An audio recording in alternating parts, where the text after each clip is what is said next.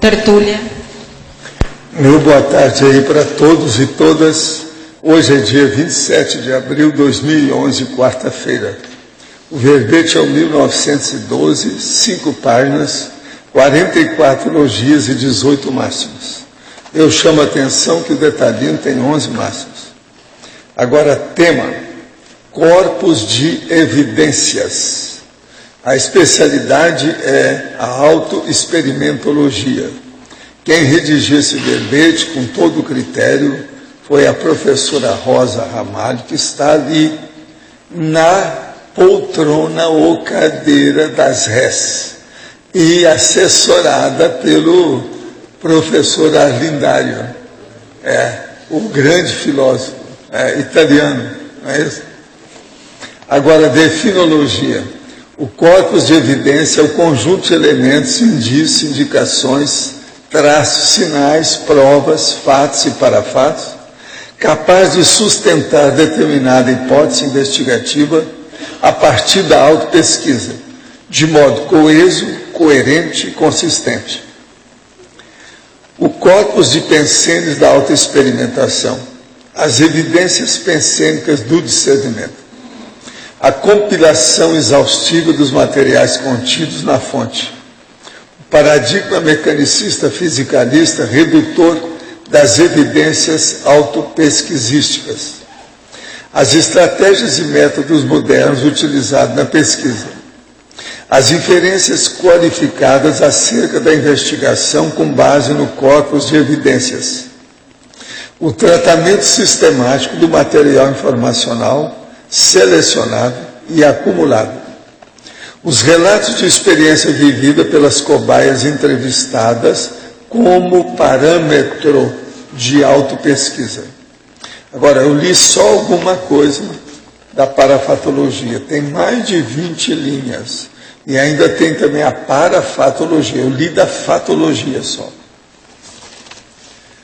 Agora, na remissiologia nós destacamos dos 15 itens: aprofundamento da pesquisa, autopesquisologia, direção megafocal, pesquisador independente e princípio do posicionamento pessoal.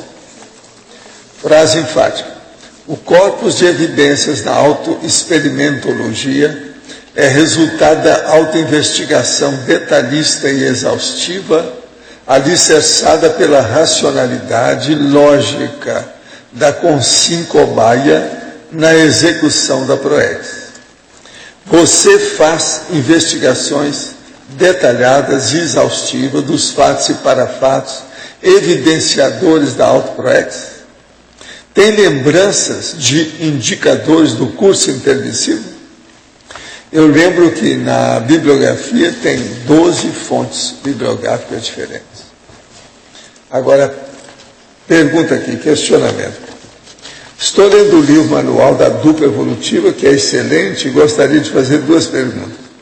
Na página 19 é destacada a seguinte frase: a vivência da dupla evolutiva é o gueixismo mútuo em prol da potencialização da tarde e da policarmalidade.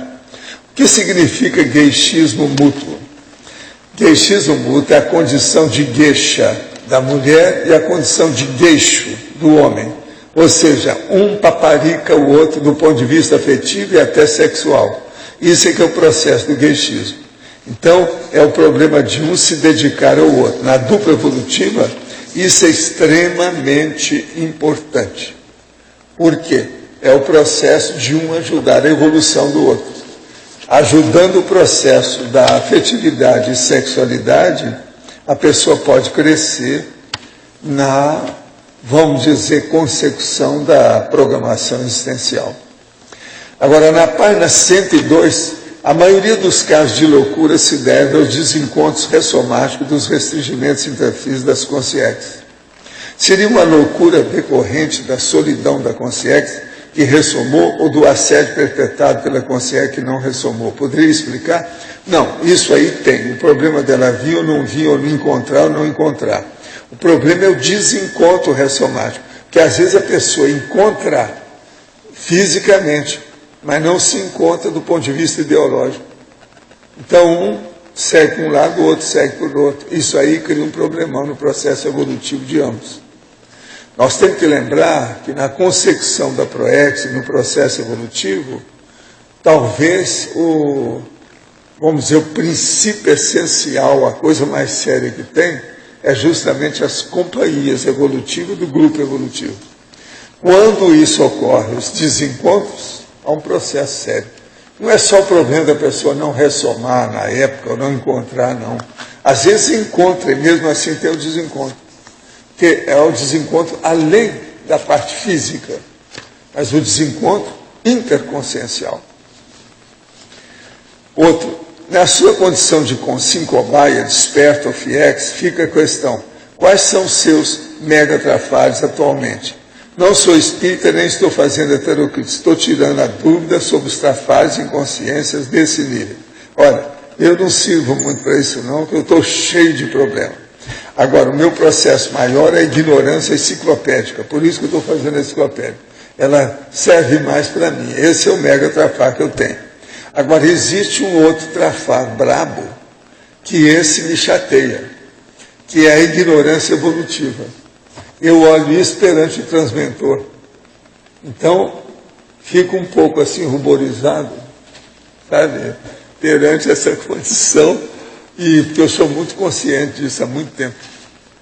Não é dessa vida só. Isso aí que é o chato. Né? Não posso também estar chupando o dedo. Você está entendendo? Então o processo é pensar, né? A gente não pode chupar o dedo, não pode ter inveja, não pode ter cotoveloma, não pode ter nada disso. O que o professor acha do movimento Zeitgeist? Olha, eu já vi falar nisso aí, mas eu não estou autorizado, nem tenho competência para falar, não. Não conheço.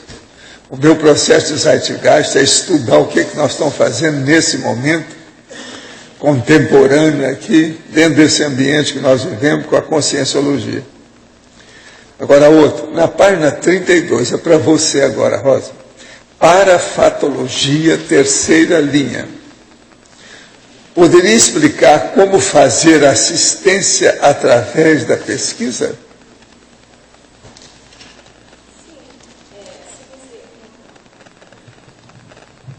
Se nós estamos fazendo, no caso, o verbete meu é todo calcado na ciência da autoexperimentologia, né? Então, se você está pesquisando, né? E, logicamente, nós vamos fazer, através da pesquisa, evocações, em todo aquele tema que nós estamos abordando, virão consciências relacionadas àquele tema, e também há uma sincronicidade que durante a pesquisa do tema nós também sentimos aproximação de consciências também, não só ligadas a nós diretamente, como também no bairro, e nos procuram para consultas e para orientações de acordo com aquele tema pesquisado. Então, nós estamos assim, como se estivéssemos no miolo do furacão, quando estamos com uma temática em pesquisa. E estamos abertos para o cosmos e aceitando não só a presença de consciência, como também de consciência para a assistência. Não sei se eu atendi. Não é? Gente, eu quero ler aqui alguma coisa que o Karl Popper até cita sobre o Heródoto. Heródoto, o pai da historiografia, narra uma história interessante, embora um tanto ou quanto macabra, relativamente ao rei persa Dario I, que quis dar uma lição aos gregos residentes no seu império. Era hábito destes, dos gregos, cremar os seus mortos. Dario chamou à sua presença, como podemos ver em Heródoto, os gregos que habitavam na corte, e perguntou-lhes por que preço estariam dispostos a devorar os cadáveres dos seus próprios pais. Ao que responderam que por preço nenhum fariam tal coisa. Em seguida, o monarca chamou um grupo de indianos designados por calatinos, que têm por uso comer os pais. E diante dos gregos, que através de um intérprete podiam compreender o que se dizia, perguntou-lhes por que preço aceitariam cremar os seus restos mortais dos seus progenitores. Os interpelados protestaram e exortaram o rei a não dizer blasfêmias. De modo que aí nós temos pontos diferentes dos confrontos e as chamadas discussões inconclusivas, mas que serve para a pessoa pensar. Então, muitas vezes, os confrontos e os contextos são muito importantes para fazer o povo pensar. Fica inconclusivo, mas a pessoa pensa as diferenças culturais, como isso é sério. Quer dizer, os calatinos comiam os pais. Já os gregos cremavam os pais. Nós cremamos o nosso povo.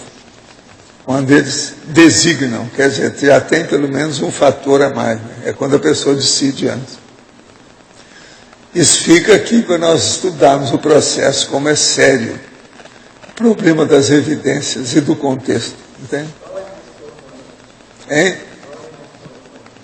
O exemplo cosmoético, por exemplo, que eu acho mais sério, é que comer as coisas, ainda mais carne e os outros, isso é uma das piores coisas que tem, né? Agora, também você cremar o povo sem falar o que é, precisa da pessoa designar. Hoje nós estamos com a cosmoética muito mais avançada que na época do Heródoto e do Dario I. Porque hoje já tem você designa se você quer ser cremado ou enterrado. Isso é muito importante. Agora, outra coisa, palestra gratuita, dia 29/4, depois da manhã, às 18 horas, 6 horas da tarde, lá no Discernimento, com Gilmar Piola, que é o superintendente da comunicação social da Itaipu Binacional.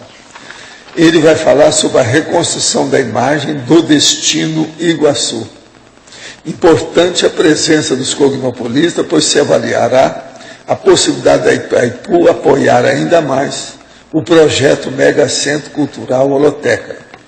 Tema da palestra: comprometimento da Itaipu e do trade turístico de Foz com o desenvolvimento turístico e empresarial da Trifron.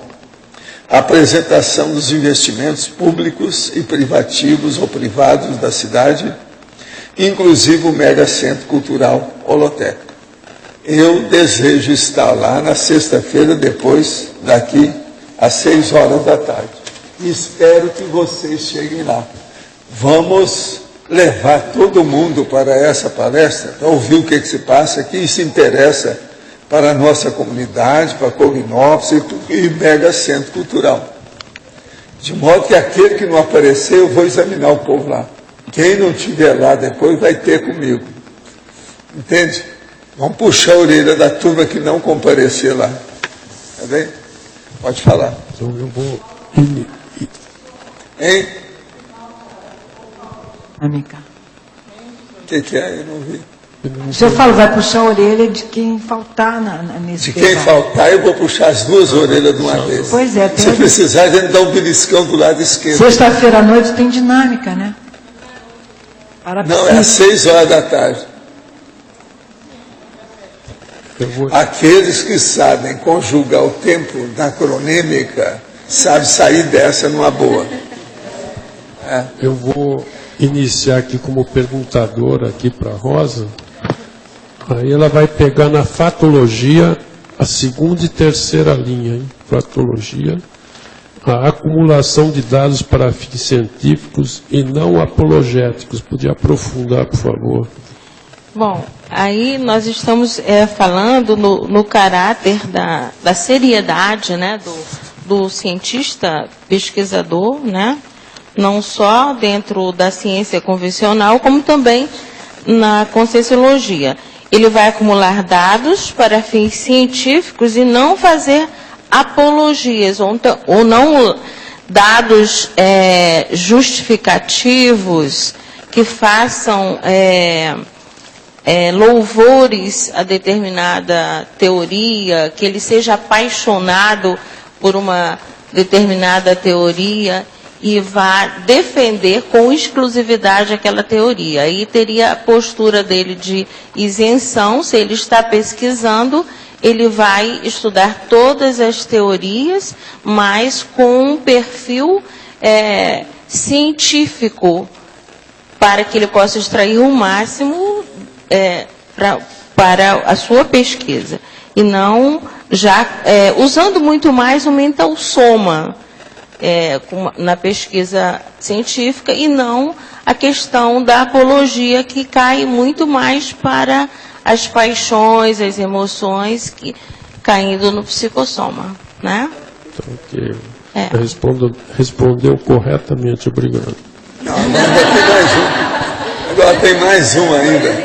Fala aí para a gente, na primeira linha da página 32 da fatologia, a resiliência pesquisística.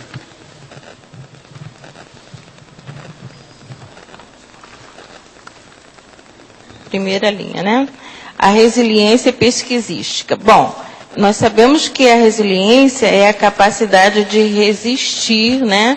E na pesquisa, a proporção que nós vamos pesquisando, como ela é uma autopesquisa, muitas vezes nós encontramos conceitos que nós, muitas vezes, não concordamos.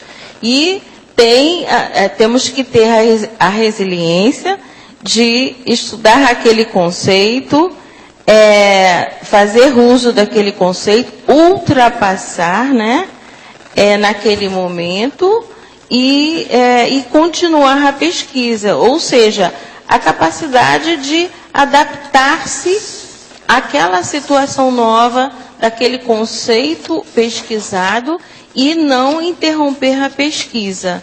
E aos poucos, então, nós vamos, no decorrer da pesquisa, vamos assimilando, mesmo que naquele momento tenhamos, em determinado momento, tenha nos dado um certo impacto, mas devemos continuar. Essa é a capacidade de resiliência. Não desistir, continuar e sempre andando para frente. Porque nós não podemos ir para a pesquisa já com conceitos previamente adquiridos. Temos que ter abertismo ao fazermos a pesquisa, né? Então, não é isso? Muito bem. Em cima do lance. Quem é que está com o microfone? Pode falar. B. Rosa. Quem? B? Dá para ouvir, gente? Habla. Dá para ouvir? Tá. Neida. Habla forte. Pode falar. Sexta linha de baixo para cima, você colocou. Qual? É onde? Sexta linha de baixo para cima. Mas de onde? Patologia. Patologia. Página 31. Você colocou Página 31. a perfilologia do Grupo Karma, evidenciando o perfil do investigador. Você podia falar um pouquinho mais? A influência desse perfil do Grupo Karma? Ô Neida, me localiza mais um pouco. Na Então, página 31. Patologia, sexta linha de baixo para cima. Bem no início. Sim. A perfilologia. Já achei. Perfilologia do Grupo Karma, evidenciando o perfil do investigador. Sim. Como que o perfil do Grupo Karma pode evidenciar o perfil do investigador?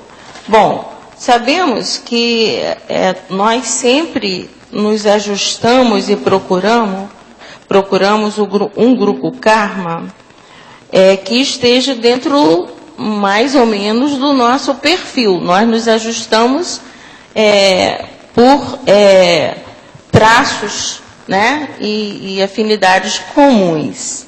Então, toda a repercussão do grupo, da conviviologia com o grupo, vai interferir também no perfil do investigador, do pesquisador, e vice-versa, fazendo um processo de retroalimentação, né?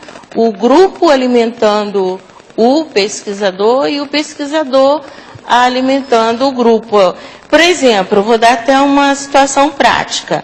o pesquisador está dentro de um tema. E ele vai estar a todo momento, por exemplo, aqui no SEC, convivendo com pessoas do grupo dele.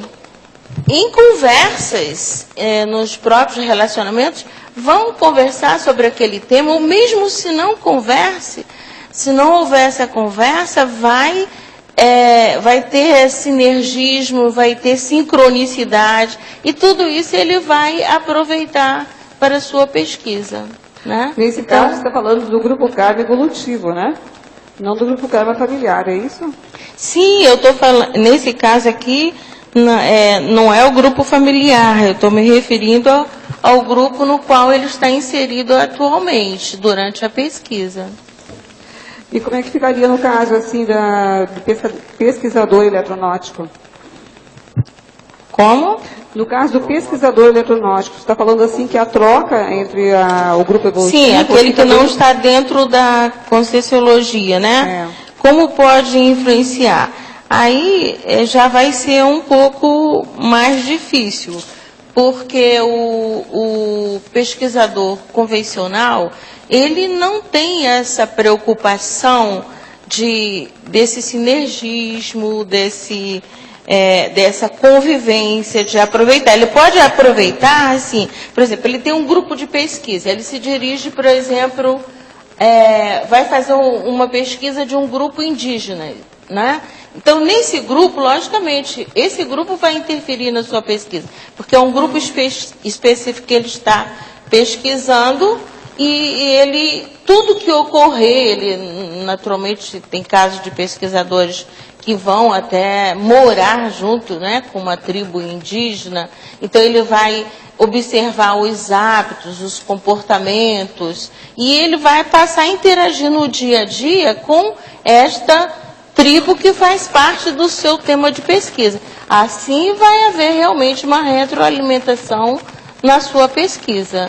E um vai interferir no outro, ou seja, o pesquisador interferindo no grupo e o grupo interferindo com o pesquisador. Deu para entender? Só mais uma coisa, Rosa.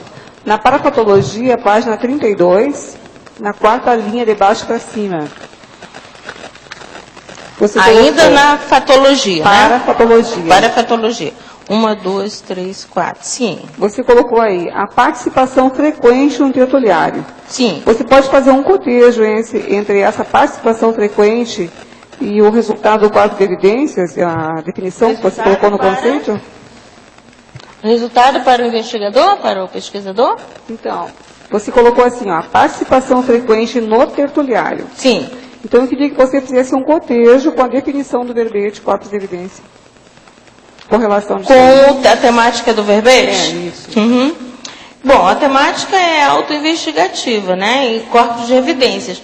Então, a frequência ao tertuliário traz muito mais fatos e parafatos, indícios, dados para enriquecer a pesquisa, para evidenciar, para favorecer esse corpus, né, desse trabalho, desse conjunto dessa pesquisa. Então, se você tem um tema em mente e tudo todo o seu redor vai contribuir para o enriquecimento desse tema.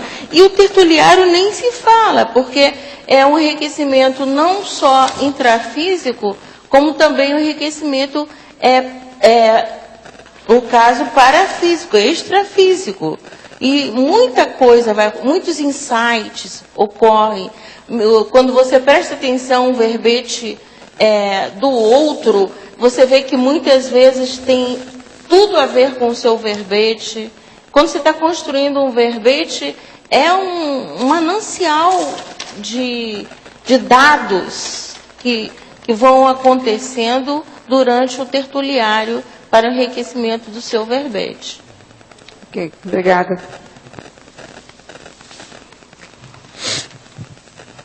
Quem é que está aí com o microfone?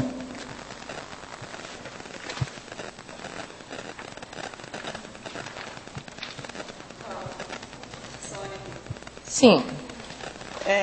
Aqui na fatologia, na terceira linha de cima para baixo, você colocou paradigma mecanicista, fisicalista, redutor das evidências autopesquisísticas. Tá? Sim. Melhorou? Ah, tá. Então, assim, eu gostaria que você falasse sobre esse paradigma e como é que você vê essa questão da redução, principalmente na questão bioenergética, né? Se é esse fator que o maior dificultador para a percepção. Sim, olha só, se é dentro do paradigma mecanicista fisicalista, nós não estamos aí dentro do paradigma consciencial, né? Então, acontece que o investigador, ele não vai prestar atenção, não é que deixe de acontecer, não vão deixar de acontecer evidências dentro da pesquisa, só que por ele não estar imerso, né, digamos, prestando atenção em tudo o que acontece, porque ele está só voltado para o locus do intrafísico, e ele não vai perceber o que está acontecendo no extrafísico. E por falta desta percepção, ele deixa de aproveitar muitos dados indícios, fatos, parafatos, que aparecem, quase que pulam em cima dele e ele não vê. Não é isto que acontece conosco quando estamos com o paradigma consciencial. Começamos, por força até da imersão dentro da pesquisa, a aproveitar tudo que nos é fornecido pela multidimensionalidade e pelo amparador da própria pesquisa e o amparador do ambiente onde nós estivermos imersos. Né? Deu para entender? Então, a redução vem da deficiência, digamos assim, vamos usar um termo bem assim, da cegueira parapsíquica do pesquisador convencional. Tá bom? Bom, é que alguns são cegos, né, entre aspas, mas outros até têm uma percepção, mas tem a questão da teimosia, né, por levar sempre para o lado dessa teoria mesmo, assim, do materialismo. Ficar ancorado na materialidade, né? Exato. Então, o que eu queria mais entender é justamente porque, às vezes, a pessoa tem aquela percepção, mas acha que só através desse paradigma ele pode explicar aquilo. Então, se está fora, fora do âmbito, né, de sua pesquisa, então ele não procura aprofundar.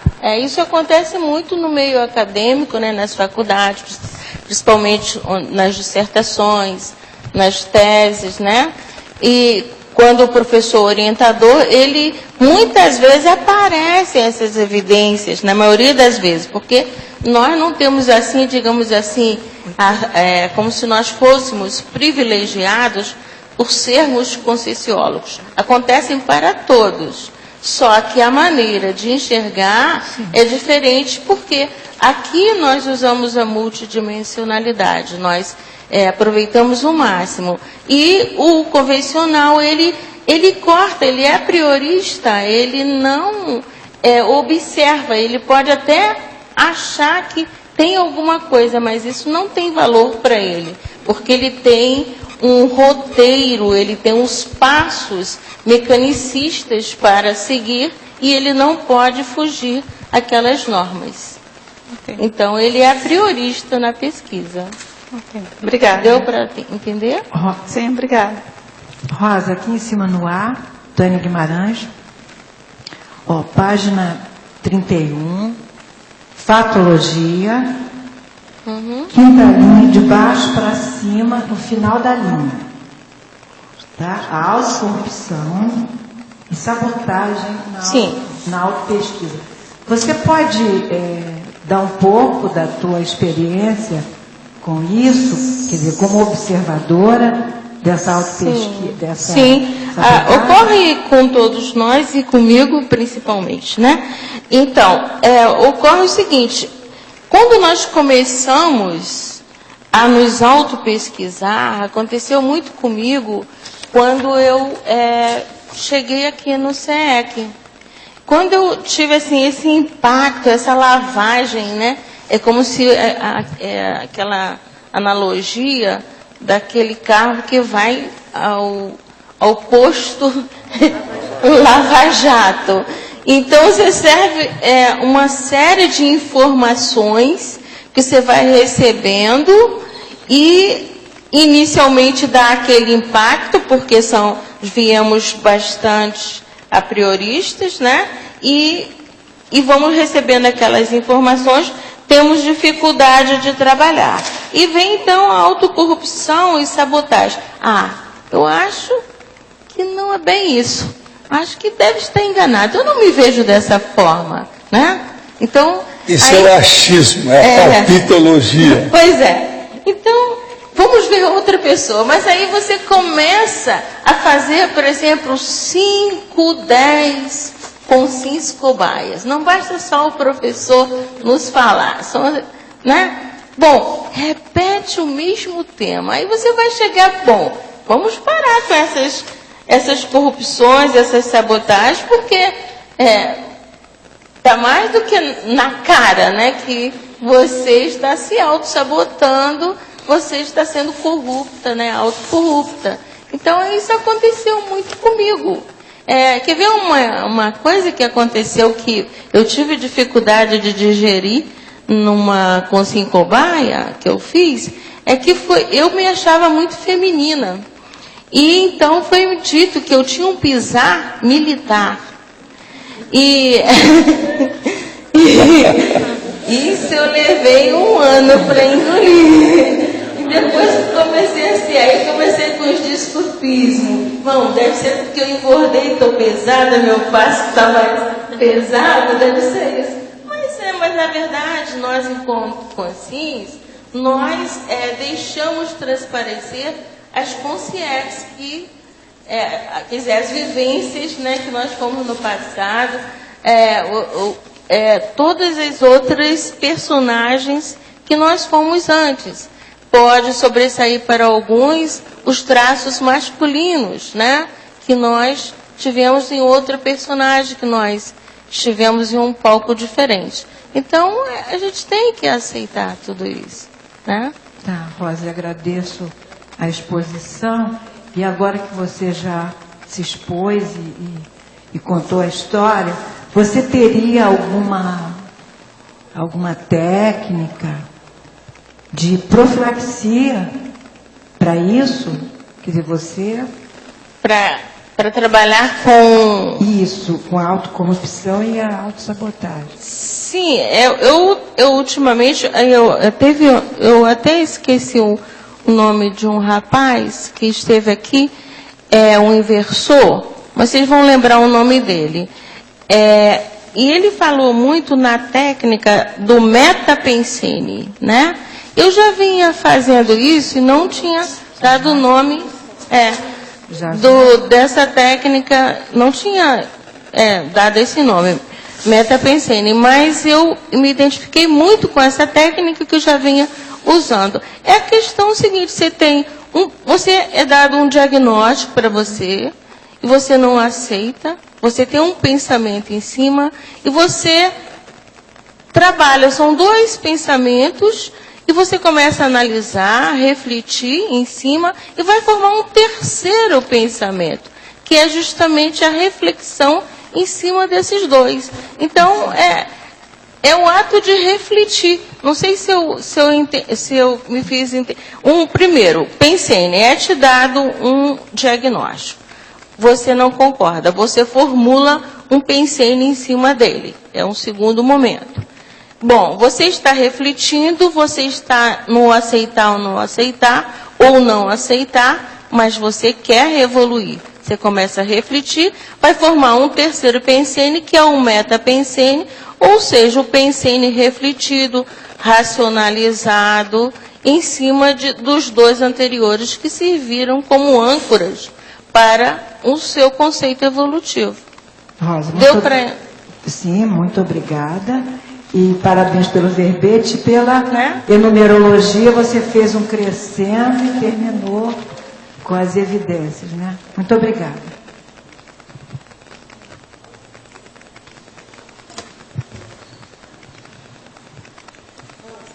Sim. Na página 33, maniologia. Onde? Maniologia. Maniologia. Você pode ampliar um pouquinho essa maniologia? Bom, essa evitação da filosofia do ignorantismo maníaco, né? Então aí nós encontramos muito na religião, na política e no senso comum. Eu pensei muito no senso comum, mas eu depois, conversando com o Arlindo, que é filósofo, então ele me deu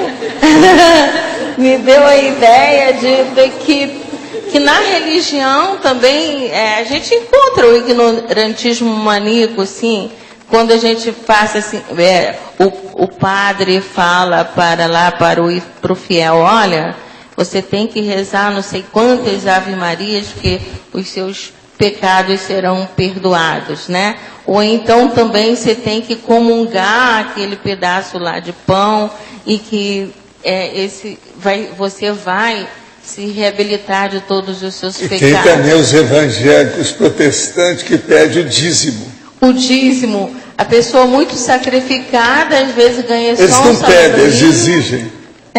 E tem que dar 1/10 do salário mínimo para... Isso também quer dizer ignorantismo maníaco. Mas eu pensei também no senso comum, né?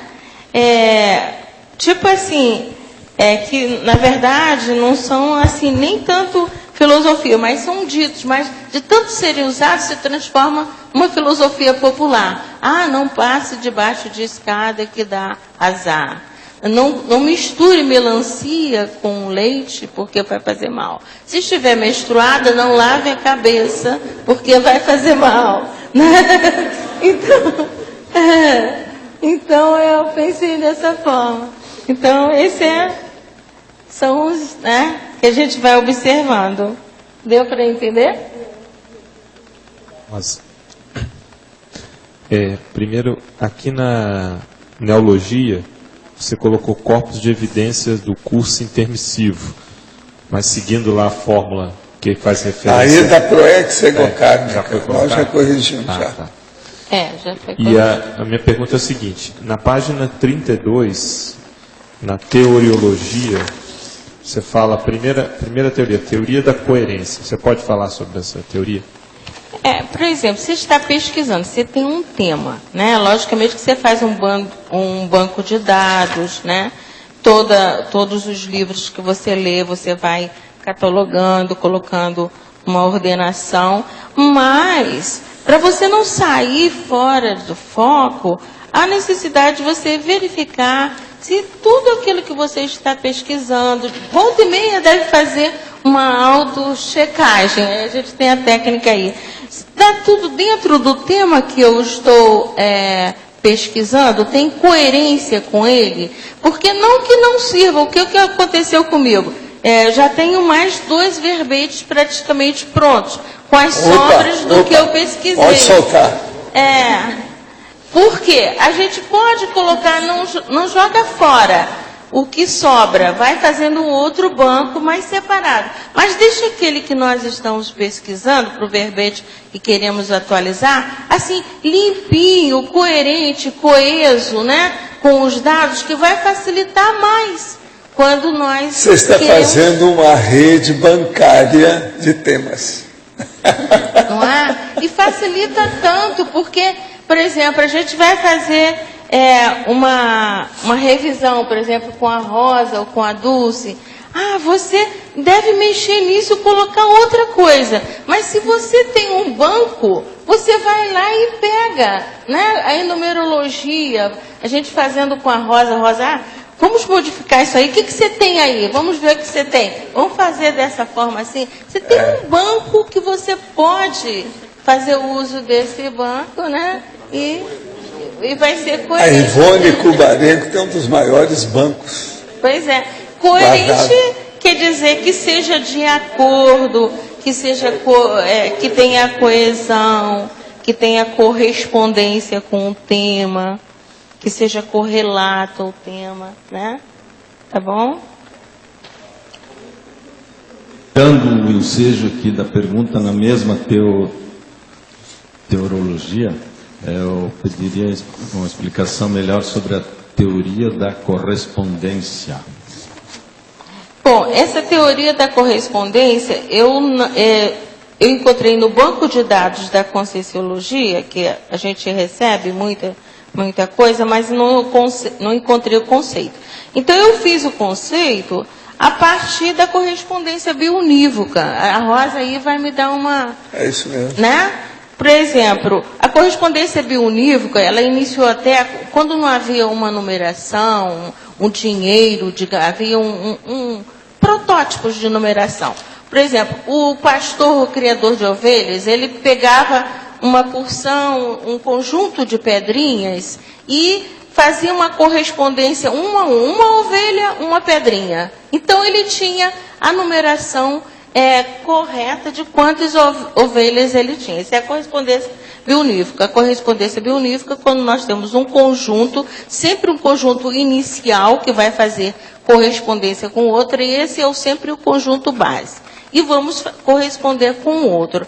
Então, se eu tenho essa correspondência, eu tenho um conjunto já de dados compilados, indícios, tudo compilado para o meu tema, né? E eu quero também pesquisar outros, eu vou também ver se esse outro conjunto de temas também estão correspondentes ao que eu já compilei, ao que eu já organizei, né? Então, vou fazer essa correspondência, um a um, né? É uma relação harmônica, né? Tá bom? Deu para entender?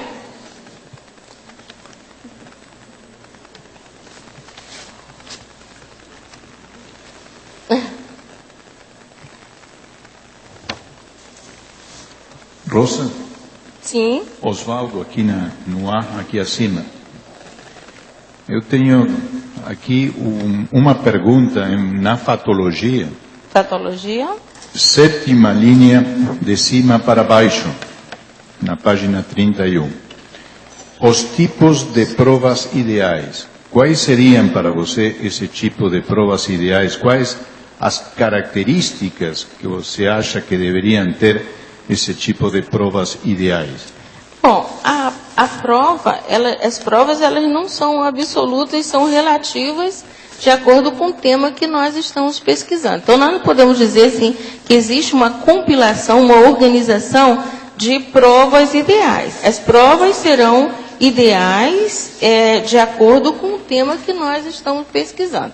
Por exemplo, quando nós falamos lá em cima em corpos, né, de evidências, até a gente pega até emprestado aqui na antonimologia, quando nós falamos corpo delicti ou corpo criminis, por exemplo. Então, como fazem os investigadores, né? Eles estão investigando um determinado crime e todas as provas, todos os indícios, eles vão verificar de acordo com a etiologia daquele crime, de acordo com aquela tipologia de crime. Logicamente, se eles já são peritos com experiências, eles já sabem o que eles vão poder aproveitar dentro daquela investigação. Então, as provas ideais serão aquelas que são as mais próximas ao que eles estão buscando dentro dessa investigação. Deu para entender? Ou não? Tá. E aqui o corpus delicti. São corpos de evidências do delito, do crime, que o investigador vai procurar, né, ao fazer uma investigação. Então, para isso, ele precisa de tipo de provas ideais. Por exemplo, naquele local do crime, ele vai encontrar, talvez, situações, indícios, dados, que não vão dar sustentação à pesquisa que ele está fazendo, né? Não são provas ideais. Muitas eles deixam de lado. Eles vão pegar aquelas que mais se aproximam. Podem ser ou ter características, talvez, de irrefutáveis ou desse tipo de questão assim? Pode repetir? Se poderiam ter características de, vamos dizer, irrefutáveis, aquelas que são tão evidentes. Sim, são as mais irrefutáveis, são as mais aproximadas aos fatos que aconteceram ali. Tá né? bom. E aqui, de acordo, usando aquilo que foi perguntado, né? A questão da coerência, né? Da correspondência, né? Tudo tem que estar adequado, né? tudo bem.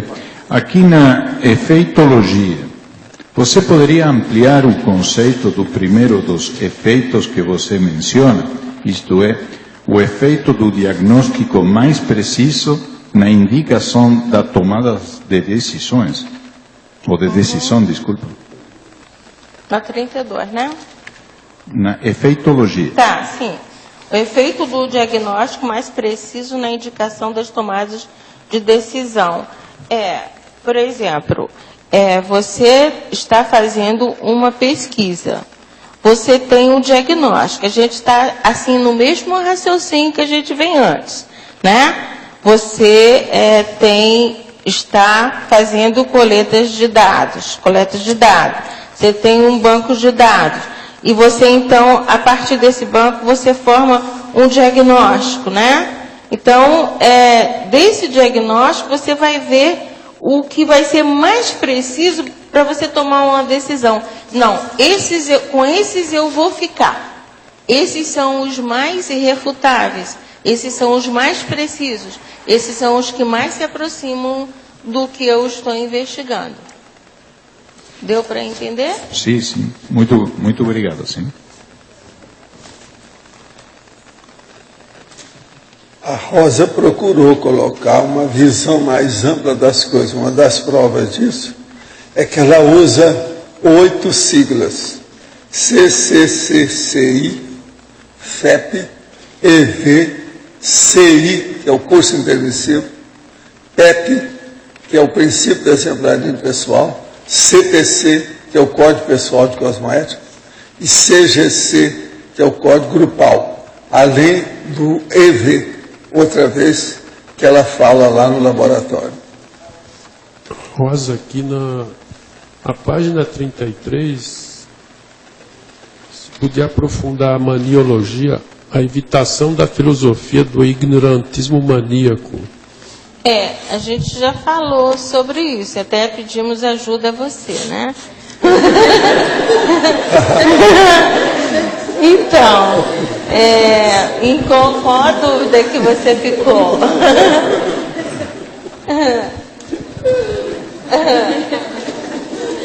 Ele está falando só aquilo que mexeu com ele. Qual a dúvida que você teve? Ah, sim. Então tá bom. Bom, deu? Tá? Pode perguntar com a dúvida? Você vai fazer uma correspondência da filosofia do ignorantismo maníaco, o que seria? Então, a filosofia do ignorantismo já é uma filosofia, digamos assim, vamos usar o termo nosográfica, né? Ela já está fazendo apologia ao ignorantismo, né? Se ela é maníaca, ainda ela triplica essa questão da negação de uma filosofia. Eu acho, não sei você quem vai me dizer se isso é correto ou não, de uma filosofia correta, de uma filosofia que nós possamos fazer uso dela. Aqui está com uma filosofia no sentido popular, filosofia disso, daquilo, popularmente. Aqui parece que tem a ver com o senso comum. Rosa. Sim, o que a gente falou, porque nós temos várias filosofias do ignorantismo, né? Como religião, política, o próprio senso comum. E, além disso, há uma dosagem maior quando ela se torna maníaca, né? Maníaca já é mais patológico, já vai entrando para a patologia. Isso, então, vai realmente dar um aprofundamento maior a esse ignorantismo. Por exemplo, o nazismo você considera um ignorantismo maníaco? Sim. Sim. O dogmatismo em geral. Sim. Rosa. Letra B. Aqui atrás, letra B. Sim. Um daquilo eu senti falta, uma sugestão. Tem na terapia cognitiva, ela é, na área da psicologia, a terapia baseada em evidências. Então, tem uma técnica chamada checagem da realidade, que o foco dessa terapia é o tempo todo a pessoa verificar as evidências se o pensamento dela é real ou não. Eu poderia citar alguma coisa. Então, quando eu estava trabalhando aqui, tem uma técnica aqui, em tecnologia, a técnica da autochecagem racional permanente. Eu pensei, eu fiz até um confronto, né? Um confronto pesquisístico, né? A nível pensênico, da técnica do Jung, né? A analítica, e a questão da comportamental cognitiva. Porque eu vinha até então, antes de chegar aqui, vinha aplicando no meu consultório. Para mim, o que mais se enquadrava até o momento era o Jung. E eu sempre gostei muito do Jung, pesquiso o Jung, até porque ele diferenciou do Freud na questão que ele aceitou a multidimensionalidade, né? E então, depois eu pensei, a questão da cognitiva, ela fica ancorada na fisicalidade, ela é muito importante, mas ela trabalha com as bases, ela elimina os traumas, ela dá uma grande ajuda se o paciente chegar já trabalhado com a teoria cognitiva a uma consciencioterapia, os consciencioterapeutas vão ter meio caminho, eu acho, esse é o meu posicionamento, meio caminho andado, porque toda a investigação intrafísica já foi feita, muitas vezes os traumas ainda são sublinares, ou seja, são traumas ainda pequenos e foram cortados de imediato, e quando ele chega no consciencioterapeuta que vai fazer uma imersão maior, até chegar ao extrafísico e outras vidas que ele vivenciou, já está com bastante indícios dados para aprimoramento da pesquisa, da autopesquisa e do grupo de consciencioterapeutas para a investigação daquela consciência, daquele evoluciente. Não é? Concorda? Sim.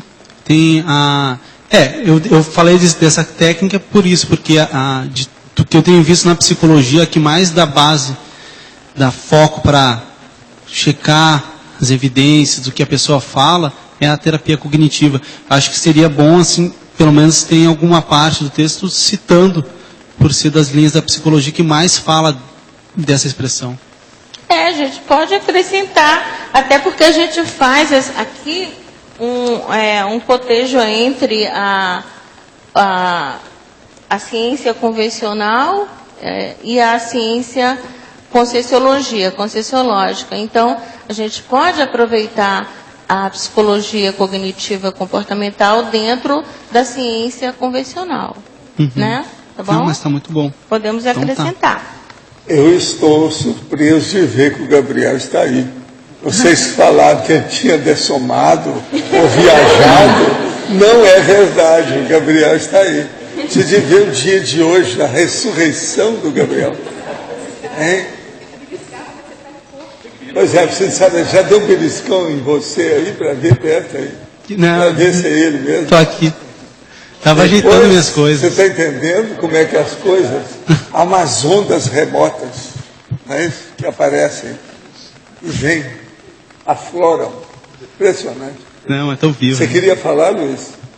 Queria sugerir na paradoxologia, Rosa, um paradoxo que é o seguinte, que as evidências, algumas evidências em conscienciologia, que para o pesquisador são reais, para a ciência convencional são tidas como alucinação, ou falsidade, ou inverdade.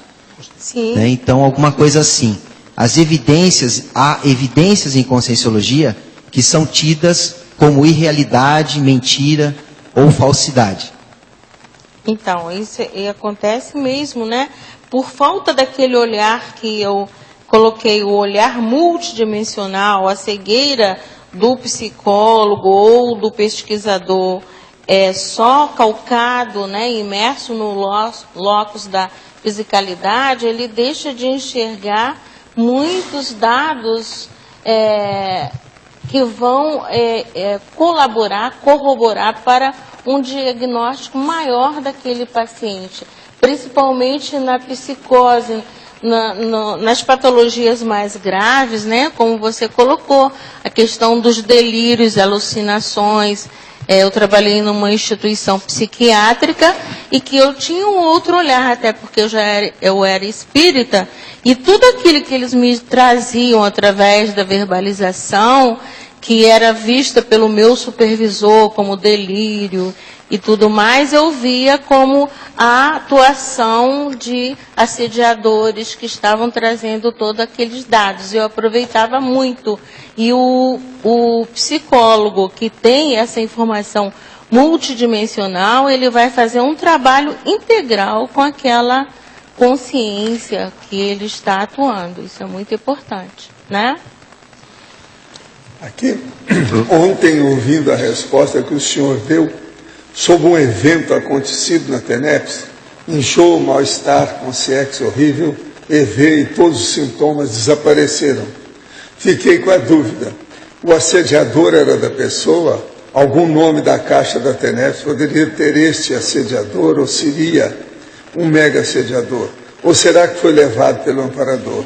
E por que 1 hora depois da finalização da TENEPS, se não durante a mesma? Poderia esclarecer essas dúvidas? A primeira coisa, se as coisas desaparecerem e melhoraram, deixa para lá. Segunda, esse 1 hora depois da TENEPS é porque eles estavam harmonizando a equipe inteira. Assediador, conselheiros, satélite assediador, mega assediador, todo mundo, porque isso aí é uma chusma, é um regimento, é uma turba multa que eles estavam colocando equilíbrio, harmonia, com calma. Isso às vezes demora. E na TENEPS tem muito disso. Você assiste você assiste 6 que vem com ele. Às vezes é mais do que isso. Na UFIEX é pior ainda. Você assiste depois ele vai atrás de 1.200. De modo que a gente tem que observar isso. Agora, para esclarecer mais essas dúvidas e ver com mais detalhe, o ideal é deixar para o amparador para ele esclarecer para a gente. Ou se não, você começar a pensar nos detalhes. Quem é quem? Quem é que participou? De que modo que foi? Como é que foi a desassimilação simpática? Agora, o importante é ver depois se não houve ressaca energética de nada. Agora, outra aqui.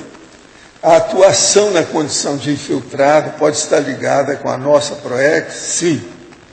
Quase sempre dentro da fase de preparação ou dentro daquela fase aside, ou seja, lateral, do acostamento, que a pessoa começa a fazer extras até chegar a hora dela trabalhar com a PROEX. Sempre fui contra a religião católica e as demais. Contudo, notei que sempre estive ligado, direto ou indiretamente, com instituições católicas. Sou bacharel em História, em Porto Alegre, da Universidade Católica, onde tive polêmicas, discussões em relação à Igreja. Estou fazendo mestrado em Arqueologia, em uma universidade dirigida por jesuítas. Meu orientador é arqueólogo e padre jesuíta, que é muito criticado por seus colegas de batina, por causa de suas pesquisas que colocam em xeque muitos conceitos do catolicismo. Ele reconhece e admite os fenômenos do parapsiquismo, o que nos permite ter interessantes debates. Sinto grande confluência de energias para fomentar esse tipo de discussão na ótica da conscienciologia em locais que são dominados pela Igreja. Isso pode estar ligado ao meu curso intermissivo? É óbvio, né? Evidentemente, é lógico, está. Isso é o seu passado. Sinto que sou orientado extrafisicamente nessas discussões. Ok. Agora, ó, o que você podia fazer era dar o livro do Marcelo para esse arqueólogo que é padre. Isso aí seria bom. Se ele admite os fenômenos, o livro do Marcelo vai dar um choque nesse jesuíta lá ou qualquer coisa, não é isso? Vale a pena ver. Agora, aqui, o nosso amigo aí tem relação com a igreja no passado? Tem. Isso é óbvio. Olha a cara. Não falta mais nada. Né? Ele quer tirar o conforme, no instante, tem o rabo preso lá. A culpa do cartório aparece. Isso é o apêndice caudal da retrogenética. Tá certo? Quem é que está com você?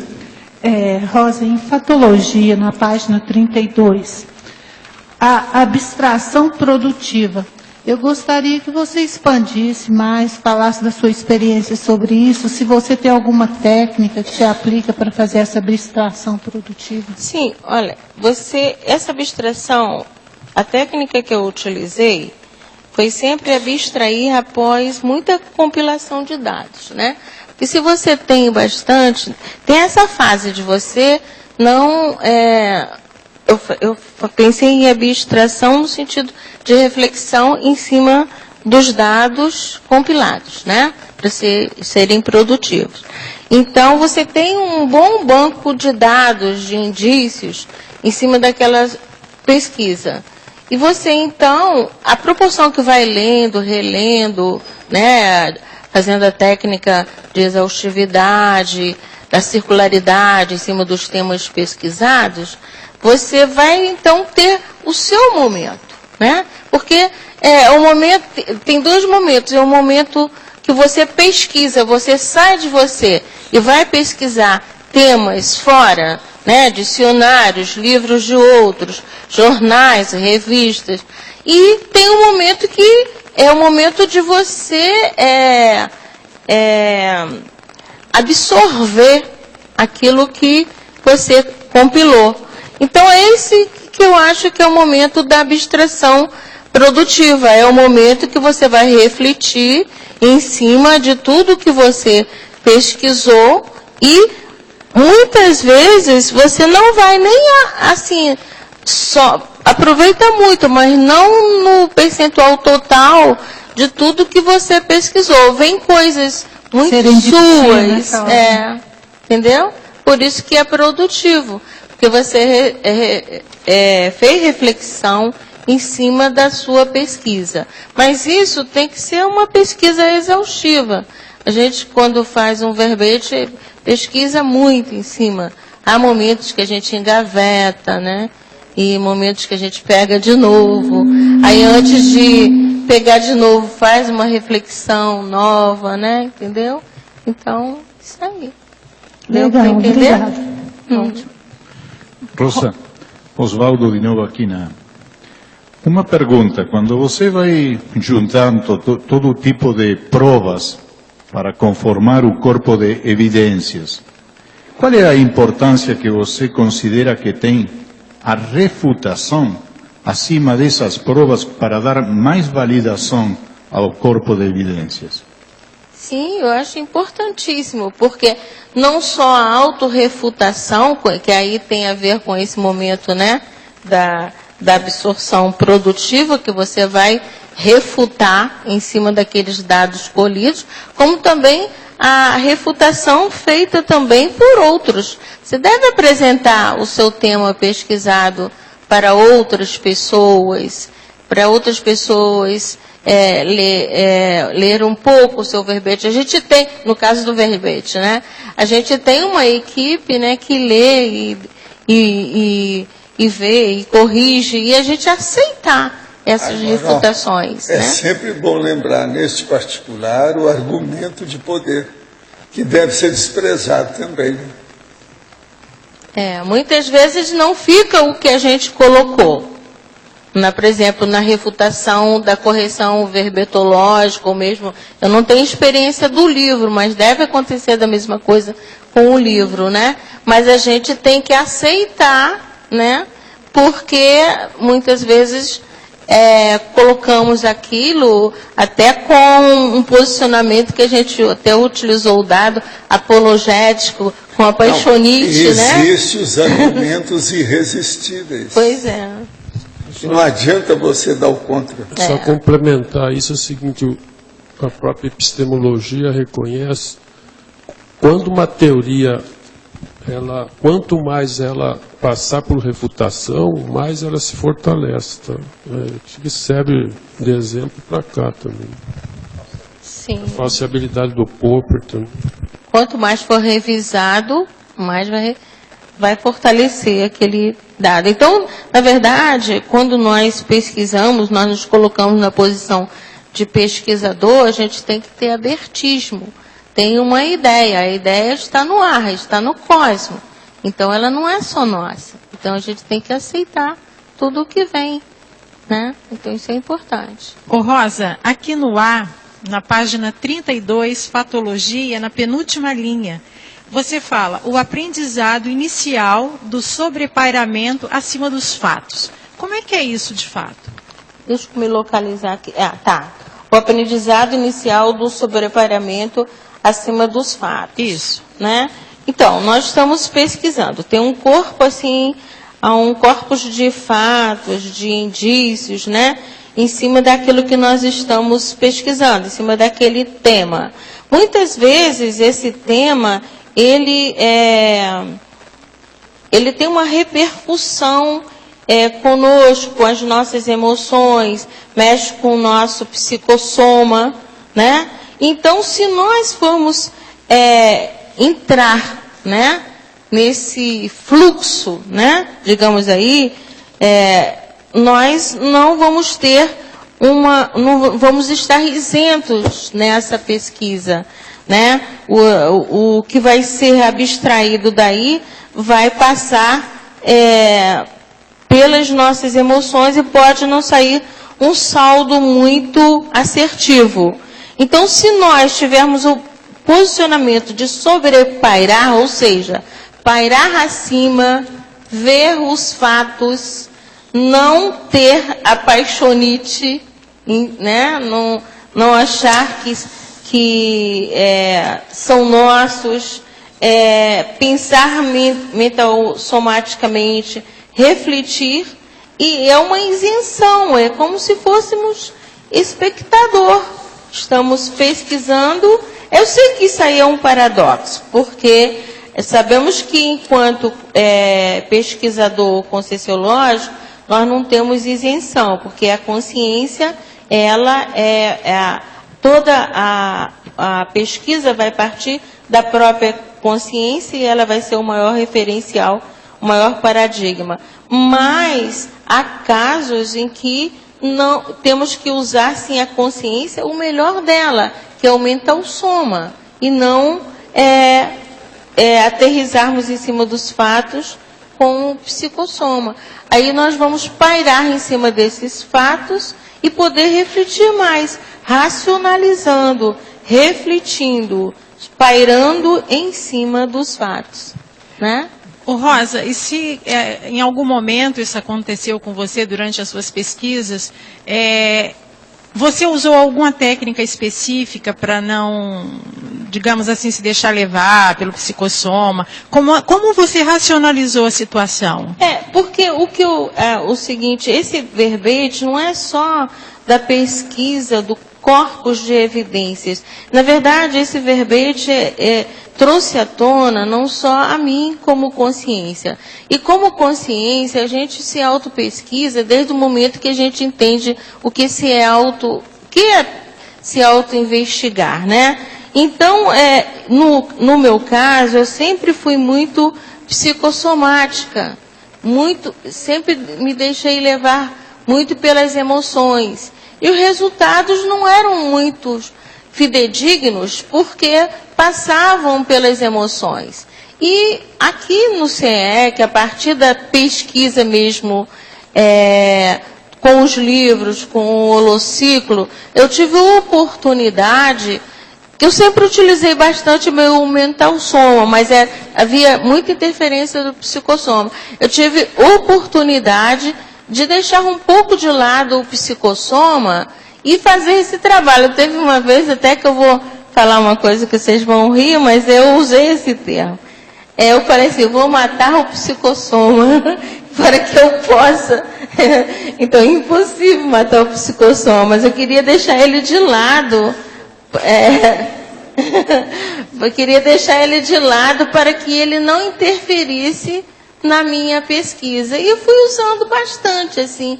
Chegou um momento, né, o Arlindo que eu diga, eu sempre fui bastante emocional, mas que as coisas foram batendo e eu atuando em cima, colocando mental soma, e hoje eu já tenho um certo, não estou assim 100%, mas já tenho um certo equilíbrio de atuação mais predominantemente mental somática do que o psicossoma. Quer dizer, tento fazer isso. Então, a gente usar o mental soma. Porque se a gente se deixar envolver pelo... Silvana, né, Silvana? Que tá... Sim, Rosa. Silvana, é o seguinte, nós fomos acostumados, desde quando éramos animais irracionais, a usarmos sempre as emoções. Então, é o aprendizado maior que a gente tem. E é o que é mais fácil da gente usar. Então, por esse uso descontrolado que nós viemos fazendo, todas as nossas situações, a gente colocava e coloca hoje, em primeiro lugar, as emoções.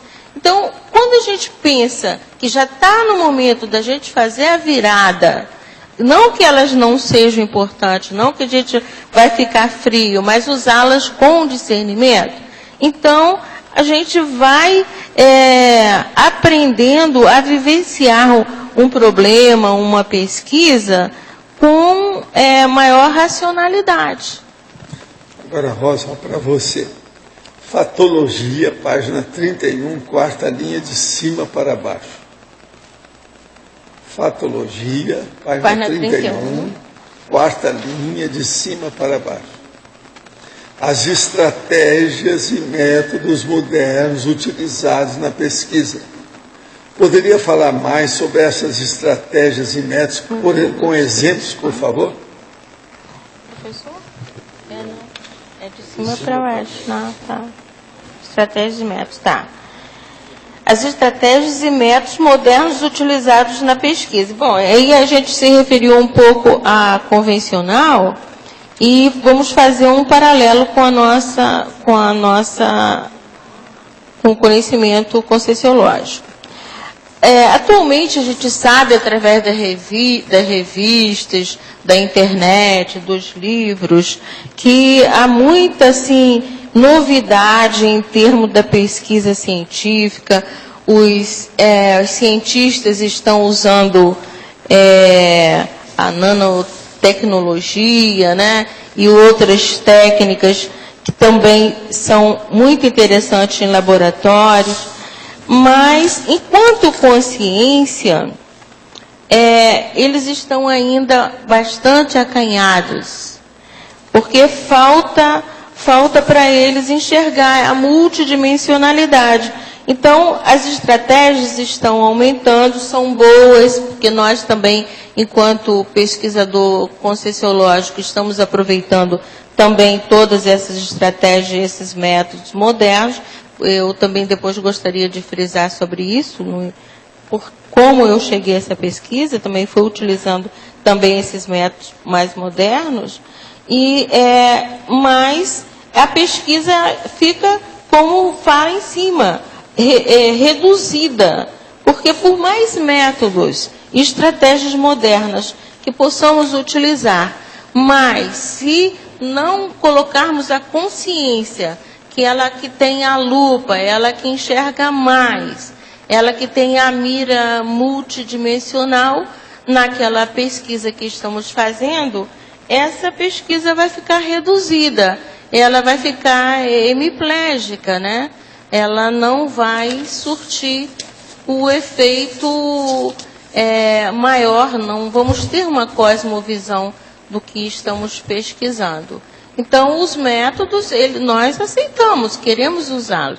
O professor fala muito aqui em tecnologia e apresenta todas as técnicas modernas que estão sendo utilizadas e que nós, enquanto pesquisador, queremos aproveitar. Mas não vamos deixar de usar a consciência, porque é ela que vai dar o salto maior pesquisístico, né? E é o que falta para o cientista convencional. Agora, aqui outra. Na tecnologia, página 32, a técnica do sobrepairamento analítico. Poderia falar mais sobre essa técnica? Então, a técnica do sobrepairamento, ela é a técnica, o professor tem até um verbete que fala sobre o sobrepairamento. É pairar em cima dos fatos e para fatos que vão surgindo durante a pesquisa, né? E como se fosse um olhar só de observador. Não se deixar levar pelas emoções, colocar também a mira do pesquisador, a lupa do pesquisador, mas apenas com foco racional. Com a racionalidade, com o mental soma interagindo e não deixando as emoções interferirem. É bastante paradoxo, porque se a consciência ela que vai patrocinar toda a pesquisa com toda a sua cosmovisão e ao mesmo tempo termos que sobreparar, né, em cima dos fatos, mas é usar o melhor da consciência. Se nós temos, enquanto consciência, um holossoma, vamos priorizar o mental soma, né? Enquanto pesquisador, né? O professor poderia comentar a relação entre sexo e interprisão grupo kármica? Olha, vamos analisar aí 7 coisas para você pensar. Que estudo pode levar a pessoa para a interprisão, dependendo do nível da ilicitude e da má intenção. Aborto, filho bastardo, quer dizer, uma prole desprezada. HIV, o contágio em outrem. Pedofilia, transexualidade. Transsexualidade, aqui nós estamos falando que a pessoa recebeu um corpo, ela desfaz aquele corpo por outro, é como se fosse um semi-suicídio. Prostituição, as promiscuidades do processo. E o sadismo, masoquismo. Só aí você tem 7 coisas para você pensar. Tudo isso pode levar para a interprisão grupo kármico. A sexualidade não é fácil. É um dos problemas de bicho mais sério que a natureza humana tem que enfrentar, a pessoa tem que enfrentar. Sexo. Olha a Igreja Católica com a pedofilia. Por que que eles são pedófilos? Porque isso é uma loucura. Querer fazer celibato. Isso aí contra a biologia humana. A biologia não admite isso. A pessoa, ela tem sexo do jeito que ela tem fome, que ela tem sono, do jeito que ela tem sede, ela tem sexo. Se uma pessoa corta isso, como é que fica? Vai dar problema, vai supitar. Isso aí vai explodir alguma coisa. Aí vem os pedófilos, com esse processo todo da Igreja Católica. Então o celibato é a causa disso. Se eles diminuírem isso, já tem padre falando que devia, do padre casado, do jeito que acontece com os protestantes dos evangélicos. É uma saída para minimizar um pouco a besteirada da igreja. A igreja está em crise, principalmente por causa disso. Vocês sabem, tem revista dessa semana que está falando lá sobre a crise da Igreja Católica. Vão colocar o padre lá, o último Papa, logo como santo, para ver se faz alguma média com o povo.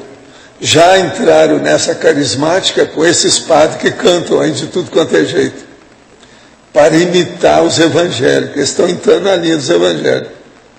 Agora, vocês vejam bem, a Igreja Católica, no início, combateu os protestantes. Atualmente, ela imita os protestantes. Olha só a incoerência do processo com o tempo. A apelação que existe no processo da ICAR, Igreja Católica Apostólica Romana do Vaticano. Você veja bem, primeiro combateram os protestantes. Hoje estão se unindo aos protestantes e imitando os protestantes. Esse negócio de cantar, esse negócio todo aí da carisma, tudo isso é imitação dos protestantes. Essa é a verdade. Então, aí nesse caso aí, é preciso de olhar esses processos da pedofilia. Eu dei aí 7 itens, mas tem muito mais, é só pesquisar. Nessa questão que eu estou querendo, que é a sexualidade, interprisão, grupo Karma. Quem é que está com o microfone? Você pode falar. Eu posso falar um minutinho? Eu queria fazer um reforço, que foi perguntado sobre métodos e técnicas investigativas usados nessa pesquisa. Eu gostaria de colocar o seguinte, é um pequeno preâmbulo. Quando o professor, eu estava recente aqui no CEEC, e fui uma das primeiras pessoas, acho que junto com a Tânia e tal, e o professor me deu esse tema, corpus de evidências. E eu fiquei, gente, como eu vou chegar lá? Corpus de evidência em quê? Né? Aí fiquei pensando e tal. Aí uma vez o professor passa por perto de mim e fala, experimentologia. Aí, bom, já é uma dica. Então eu vou partir para a autoexperimentologia. E eu quero falar da sincronicidade que há quando nós temos um tema. E eu conheci, um tempo mais à frente, mas eu conheci um amigo, que eu gostaria de falar, ele teve recente aqui, foi o Dal Bosco. E conversamos muito, ficamos bastante amigos. Acho que a Kátia viu um dia conversando no Holociclo, mostrei já o esboço do meu verbete, e ele é investigador policial. Ele me deu muitas dicas nessa estratégia da investigação dos corpos de evidência. Por quê? Porque ele é investigador, e então eu peguei muita a questão da técnica convencional, a questão dos fatos, dos corpos de evidências criminal. Aí eu fui pesquisar em dicionários também criminais, como acontecia a análise dos fatos, das evidências, e comecei a fazer um paralelo na nossa pesquisa conscienciológica. Então, ampliou bastante. Então, a gente não pode também deixar de lado o que já existe de moderno nas estratégias e métodos existentes, né? Mas não abandonar a bússola consciencial, que é a questão da consciência, que é ela que vai dar toda a direção da nossa pesquisa. Então, isso é importante, que eu gostaria de colocar. Escuta, na fatologia, na página 32, tem o aprendizado inicial do sobrepairamento acima dos fatos. Eu vou colocar aqui, quanto aos fatos. Sobre e acima é a mesma coisa. Pode colocar, professor. Tem o quê? Falta um hora. O autoconhecimento, nós já né? temos aqui marcado. Faltou. Falta também colocar a cosmoética e algumas coisas em letra maiúscula, isso nós vamos pôr também. A cosmoética acho que tem na fatologia no final, né? Acho que não, tem umas 4 lugares que precisa de colocar com letra maiúscula. Pode colocar à vontade, professor. Para ficar dentro dos critérios da enciclopédia. Agora pode perguntar. Rosa, aqui na página 31, patologia, a última linha, a docência parapedagógica, a autopesquisística. Isso aqui é autopesquisística. Já foi corrigido, né? Ok. E eu gostaria que você falasse mais a respeito. Porque até no momento, né, algumas pessoas que já são docentes, a gente observa isso. Até no momento da preparação da aula, nós estamos fazendo uma pesquisa e é sempre uma autopesquisa. Há sempre nesse intervalo da preparação da aula, os passos de preparação, até chegar à aula, muitas coisas acontecem em confluência, em conformidade com o tema e vão acontecendo conosco. E mesmo na sala de aula, né? A postura do docente é que ele pode encontrar um aluno que vai saber muito mais do que ele. E ele vai estar sempre aprendendo com aquele aluno, né? O material que é dado, que é fornecido não só intrafisicamente, como extrafisicamente em uma sala de aula, é um material inigualável, né? Que nós temos que aproveitar em nossa vivência, não é? Então, isso não só na docência conscienciológica, como também na docência convencional. É muito importante. Quanto que a gente aprende? Quanto que a gente aprende com um aluno, né? Não sei se dá tempo, mas eu posso citar um caso da docência convencional. Eu dava aula à noite para um curso de construção civil, administração, e como eu morava em Cabo Frio, muito próximo à base, à Marinha, né? Então iam muitos rapazes novinhos, militares, estudar, e eles chegavam muito cansados. Teve um dia que um chegou para mim e falou: professora, a senhora não tem reparado? Eu tenho dormido a aula inteira. E eu trabalho muito, meu trabalho é pesado lá, e aqui eu não tenho condição de acompanhar a aula da senhora. Eu vou desistir. Mas eu tinha por costume, nas minhas aulas, sempre com jornais e revistas, que eu dava aula de literatura, né, para construção civil, que eu sou professora de português e literatura, e trazia sempre um jornal, uma novidade, e fazia sempre uma analogia com casos, e mesmo meu também, me reportando a mim. E ele depois, passado um tempo, ele falou: professora, eu não vou desistir, porque depois do que a senhora tem colocado, o meu caso é muito pequeno, e eu vou continuar. Então a gente aprende muito. Eu aprendi com ele, que eu estava até iniciando o magistério naquela época, nesse curso. Então que a gente vive eternamente, somos eternamente aprendizes, né? Em todas as situações, né?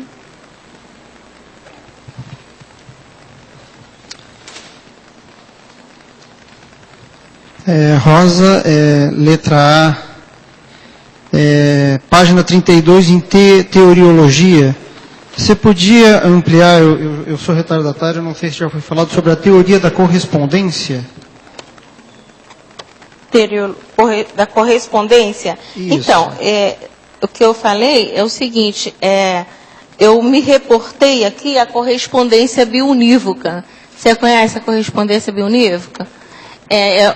A correspondência biunívoca é um método da matemática e ela se reporta ao início da numeração, da contagem, quando não havia até dinheiro, e que muitos pastores faziam uma correspondência das pedrinhas com o número de ovelhas que ele tem para contar. Ele saía com o número de ovelhas para saber se ele estava com aquele quantum para retornar, se tinha o mesmo número. Ele fazia uma correspondência, cada ovelha uma pedrinha. E então ele retornava para casa sabendo que ele tinha, ou muitas vezes ele tinha maior número de pedras do que de ovelha, então porque alguma havia fugido. Bom, então através dessa correspondência biunívoca, como que eu utilizei na pesquisa, a correspondência dos textos já compilados, já ordenados, já catalogados, com outros que eu viesse a ter. Ou seja, o banco de dados mais antigo com o banco de dados mais recente. E fazendo essa correspondência até para ver se eu estava dentro do foco, do fluxo da pesquisa que eu estava. Então, essa é a correspondência um a um, elemento temático de cada assunto pesquisado. Deu para entender? Deu para entender, sim. Uma outra questão ali em ciclologia, também na página 32, né, no final da folha, o fato desencadeante explicativo do ciclo de outros fatos. Você poderia ampliar para mim também, por favor, que eu não entendi? O fato, normalmente, é o que eu observei, o que a gente tem lido, não somos tão assim, tanto pesquisador assim, mas o que a gente tem lido é que um fato sempre desencadeia outros fatos, né? Se a gente observar, começar a analisar um fato em si, nós temos outros fatos, digamos assim, podemos dizer até, usar o termo, fatos satélites, que circundam aquele fato e que vão dar vão reforçar aquele fato central que nós estamos pesquisando, ou seja, o fato central, a temática da nossa pesquisa. Então, um fato sempre desencadeia outros. Vamos assim, usar assim, um termo bem assim, prático. Quando um investigador pesquisa uma determinada biografia, que ele está como foco, aquela biografia pesquisada, aquele autor, ele tem aquele fato primário, principal que ele está pesquisando. Mas, ao fazer a pesquisa, vão surgir outros fatos redundantes, outros fatos que vão estar circundando esse autor, né? E também vão ser de grande importância, muitas vezes, para a pesquisa, né? Eu não entendi. Coisas que a gente ignorava e que muitas vezes vêm à tona através da pesquisa. São fatos que surgem, que são ignorados. O que gerou um pouco de confusão para mim foi o explicativo, né? Porque se tirar o explicativo, o fato desencadeante do ciclo de outros fatos ou de outros fatos. Então, isso que gerou para mim um pouquinho de confusão. Porque um fato, você pesquisa um autor. E, às vezes, nessa biografia, eu estou colocando assim, né? Por exemplo, nessa biografia desse autor, às vezes não soa muito bem para a gente. Por que ele tem aquele perfil, né? Por que aquele comportamento? Quando você começa a investigar mais, você vai ver outros fatos que vão corroborar para que dê mais assim, que reforcem esse fato anterior pesquisado, outras situações, outros fatos, que vão melhorar, vão dar mais indícios, mais dados para aquilo que você está pesquisando. Deu para entender? Quer que eu explique mais? Obrigado. Às vezes a família, por exemplo, você sabe a biografia de um autor, mas não sabe a família, não sabe a mesologia. Por que ele se tornou, digamos assim, aquele perfil tão frio, aquele perfil, às vezes, até patológico, né? Então, você vai investigar, vão surgindo outros fatos que vão corroborar com aquele perfil daquele autor investigado, né? Ô, Rosa, você acha que nesse caso aqui, aquela técnica da correspondência pode ser aplicada aqui?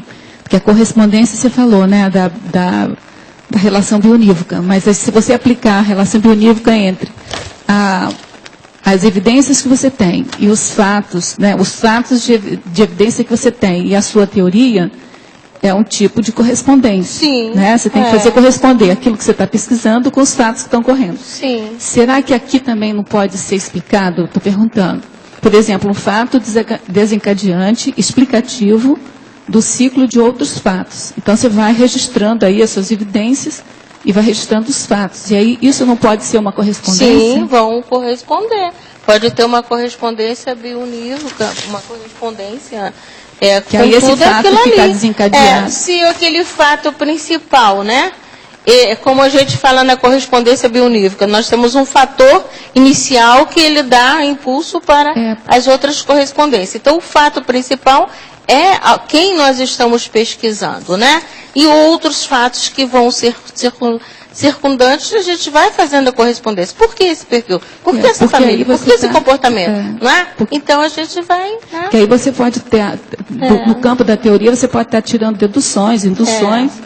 E aí, no campo dos fatos, você pode ir registrando esses fatos como evidência. E aí você faz a correspondência. Vão surgindo dados, né? Essa relação de causa e efeito. Acho que você pode fazer isso. Né? Pode fazer isso. Perfeitamente. Assistindo... O professor que vai dar o... Pode fazer isso, professor? Pode. Assistindo há poucos dias o seu curso avançado de TENEPS, percebo não ter os quesitos necessários. E fazendo o curso de assistenciologia, isso vem se confirmando. Tem o início de novembro de 2007. O que me sugere? Eu sugiro que você trabalhe com estado vibracional e que procure estudar o manual da TENEPS com calma e ver as possibilidades que você pode entrar nisso. Se você não pode entrar já na TENEPS, você pode pelo menos trabalhar com as energias. Estude o que é estado vibracional, o que é assimilação simpática, desassimilação simpática, o processo, por exemplo, crânio chakral, de você colocar energia na cabeça da pessoa, e outras coisas desse sentido. O problema, por exemplo, do banho energético. Agora, o ideal era você fazer o curso das 40 manobras, né? Esse daria mais força para você. Agora, Rosa, eu quero pedir para você que eu olhei na bibliografia, tem uma data que está faltando. É do livro do Jefferson, Roberto Jefferson, Névoas de Aço, um retrato da política dos políticos do Brasil. Não tem a data. É só essa data. Você está com o livro aí? Você olha para... Me dá aqui que eu olho. Só para colocar aqui, porque esse não foi colocado, escapou. 2006. 2006, está escrito. Então vamos corrigir em 2006. É só incluir, não tem aí. Rosa, falando no livro de Jefferson, casualmente eu ia fazer a pergunta sobre este livro, que casualmente também eu acabei de lê-lo, e queria saber qual é a relação que tem com o verbete, porque pelo que eu entendi, ele apenas se defendeu porque fez aquelas denúncias, renunciou ao mandato, se achando tal. Então, queria que relacionasse o livro, ou as páginas, o assunto com o verbete. O livro, as páginas já tem aí na bibliografia. São levantamentos de dados, né? Porque quando você faz pesquisa, a gente tem que pesquisar sobre tudo. Por exemplo, nós já tivemos aqui, nas tertúlias anteriores, perguntas sobre que pessoas que não gostavam de política, que não queriam entender política. E principalmente quem não entende de política deve ler livros de políticos, principalmente não só a política sadia, como também a nosográfica, a patológica, para a gente entender um pouco da política. Mas o objetivo que eu coloquei ele foi o levantamento de dados na pesquisa, né? Eu utilizei também ele dentro da pesquisa, porque por eu ter uma personalidade anterior bastante psicossomática, emocional, eu usava como escudo, como autocorrupção, eu não quero me envolver nisso. É ruim, eu não quero. Então, eu também fiz força para pesquisar aquilo que eu não gostava também, para entender, porque muitas coisas que nós não gostamos, também, na maioria das vezes, é o que nós mais estivemos implicados, né? É por isso que a gente tende a se afastar, né? Então, eu coloquei ele pelo levantamento de dados que ele trouxe, a importância dele, é o levantamento de dados, embora ele esteja também fazendo parte de todo esse contexto que nós vimos aí, mas ele trouxe à tona vários dados que eu, por exemplo, desconhecia. Muitos ignorantes da política, como eu, ignorava, né? Então, é importante que a gente faça esse levantamento de dados, essa compilação, mesmo daquilo que a gente tem uma certa repulsa, né? Deu para entender? O Roberto Jeff foi uma espécie de Júlio Assange da Wikileaks no Brasil. Ele é da mesma família, figura do mesmo naipe, nesse jogo de denúncia, de vazamento, não é isso? Ele é um deles. Só ele não explicou onde colocou os 4 milhões no livro, ele não explica e disse que não ia dizer aonde que aplicou. Mas agora que o homem colocou muita coisa para fora, igual o Assange, ele fez. Às vezes a denúncia é necessária, não tem jeito não. Ele é um exemplo de... Rosa, por exemplo, quando a gente pesquisa corpos de evidência, não são só as homeostáticas, vão vir todas, né? Então isso aí é importante, né? Rosa, aqui parabéns por verbete, gostei muito dele. Eu te queria fazer uma pergunta aí na fatologia, na 8ª linha, de cima para baixo. Você, por gentileza, poderia esclarecer mais as pistas fecundas? Sim, as pistas fecundas são aquelas mais embasadas, né? Como eu havia colocado, quando o investigador... Aí eu vou fazer uma analogia com a ciência convencional e a nossa ciência, né?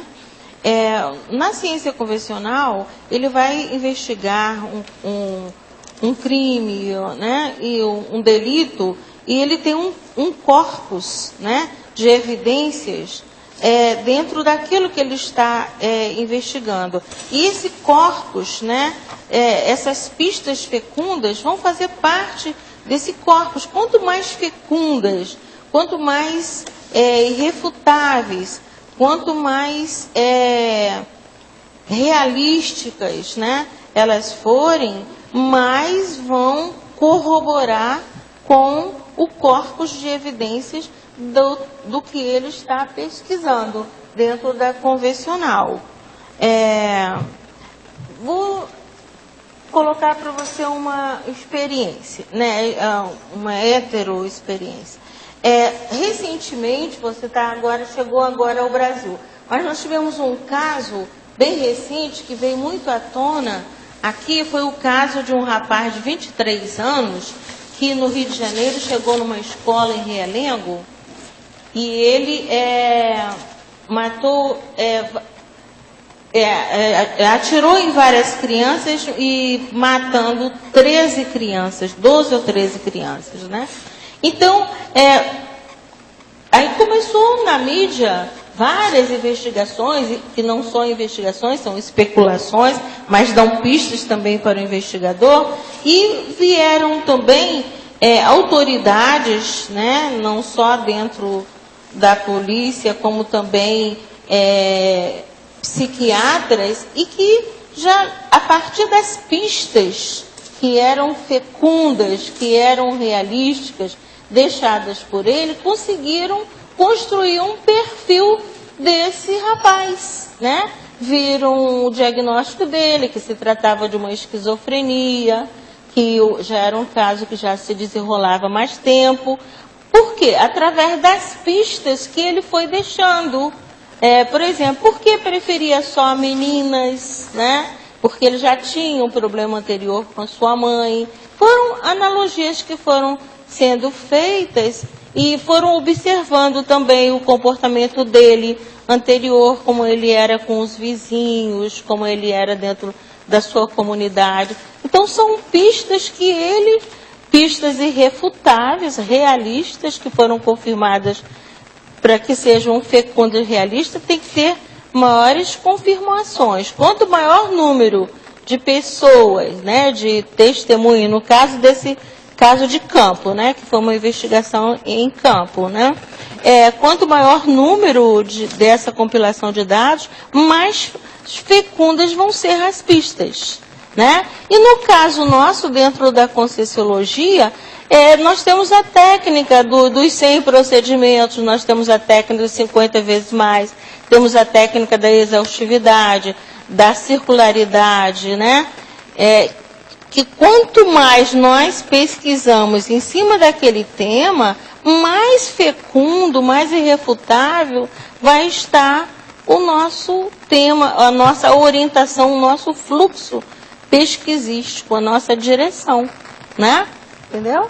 Deu para entender? Obrigado, obrigado. Tá.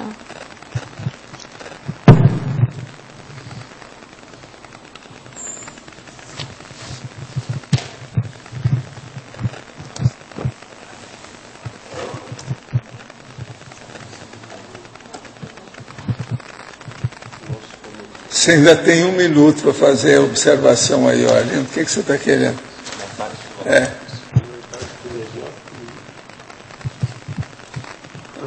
Essas pistas, por exemplo, na ciência, elas podem ser outras coisas também. A pessoa primeiro, por exemplo, ela faz uma especulação para depois ela chega nos fatos e faz uma comprovação. Então, por exemplo, tem uma pista. A coisa mais profunda da ciência. Aí se arruma depois alguma coisa da Conscienciologia. Obrigada pela... Agora, ó, nós queremos agradecer a você. Você deu um banho de loja aí com o processo. Quantos anos faz que você está aqui? Na verdade, vai fazer 6 anos. 6? 6 anos. Depois de 6 anos, com tudo que você já estudou, é normal que tenha saído desse verbete. Vamos agora ver os próximos, não é isso? Agora me conta, o que você já estudou na ciência convencional aí? O que é dentro do seu currículo? O que você tem? Você fez que curso? Como é que é? Eu fiz português e literatura, fiz pedagogia, psicologia, e saí um pouco até dessa linha, fiz homeopatia, sou técnica em homeopatia. Então, na verdade, eu investigo também, muito, né? São várias áreas simultâneas por causa disso. Parabéns para nós. Muitas graças. Eu estou esperando o livro, tá? Eu ia trazer um pouquinho, já está no esboço, mas está num terço ainda, né? Os nossos comerciais, por favor. Obrigado. As pontuações de hoje: 56 assinaturas no livro de presença, 21 perguntas presenciais, 9 perguntas online, 33 votos presenciais e 19 votos online. Hoje teremos os recados da Magda sobre o curso Energometria, a Neida sobre a Semana da Reeducação, o Loche, Congresso de Intermissivistas, e o Marcos Dung sobre discernimento multicultural, e o João Paulo sobre o curso Consim Cobaia. Antes com vocês, aqui o Fernando sobre o programa Amigos. Boa tarde a todos. Informar que no próximo domingo, ao final da tertúlia, o programa Amigo da Enciclopédia vai promover o sorteio relativo ao mês de abril. Apesar de ser 1º de maio, vai ser relativo ao mês de abril, o sorteio mensal. Vamos sortear 2 livros e um curso Assistenciologia patrocinado pelo IPC. Lembrando também que ainda, até o final deste mês, aquele que renovar a sua assinatura do programa Amigo da Enciclopédia ou fizer adesão como mantenedor da Enciclopédia da Conscienciologia, ganha um DVD, um documentário histórico da viagem do professor Valdo Vieira a Uberaba, em outubro de 2010. Então, todos que fizerem assinatura nesse mês de abril, ganham esse DVD como brinde. Obrigado.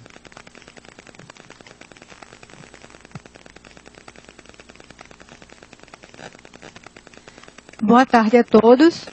O CAEC, em parceria com a Associação Internacional de Parapsiquismo Interassistencial, a CIP, convida para o curso Energometria nos dias 28 e 29 de maio, aqui em Foz do Iguaçu, onde você terá a oportunidade de analisar o seu perfil parapsíquico em um curso prático, interativo, com o professor Mário Oliveira, coordenador da CIP. Informações e inscrições na recepção do CAEC. O telefone é o 45 3525 2652, ou através do e-mail caec@caec.org. Muito obrigada. Boa tarde a todos. Estamos aqui para convidá-los, em nome da Repreendência, para uma imersão em 10 dias da ciência conscienciologia, de estudo, da ciência conscienciologia. É a segunda semana da educação consciencial.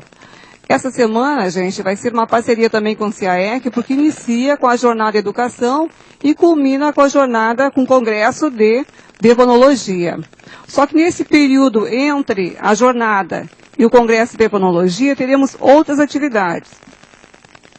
A exemplo de 10 a 11 de outubro, a gente vai ter vários cursos simultâneos. Vamos ter cursos de plano de aula para o sempre aprendente, para os professorandos, cursos de pré-aula, MBE para professores, mecanismo de aprendizagem.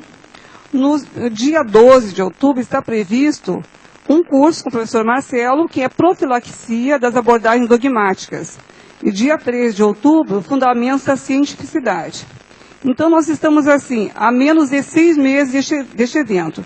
Dá bem tempo de vocês colocarem na agenda, se preparar para passar 10 dias de imersão aqui no CAEC.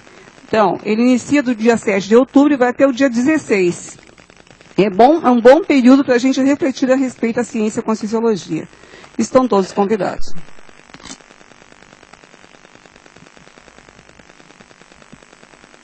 Bom, pessoal, boa tarde. Gostaria aqui de convidá-los para o Congresso Internacional de Intermissivistas, que ocorrerá aqui em Foz do Iguaçu, na Cognópolis, no Discernimento, entre os dias 22 e 24 de julho.